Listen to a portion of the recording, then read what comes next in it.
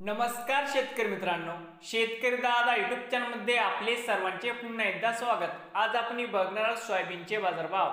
लातूर जिल्ह्यातील आजचे सोयाबीनचे बाजारभाव म्हणजे दिनांक 18 मार्च 2024। बाजार समिती औसा या ठिकाणी आवक 740 क्विंटल, कमीत कमी दर 4211 रुपये क्विंटल, सरसंद्रा 4569 रुपये क्विंटल, या ठिकाणी जास्तीत जास्त 4631 रुपये क्विंटल। त्यानंतर निलंगा आवक 140 क्विंटल, कमीत कमी 4300, सरसंद्रा 4400, जास्तीत जास्त 4500 रुपये क्विंटल। त्यानंतर चाकू बाजार समिती चाकूर आवक 35 क्विंटल, कमीत कमी 4400, सरसंद्रा 4422, या ठिकाणी जास्तीत जास्त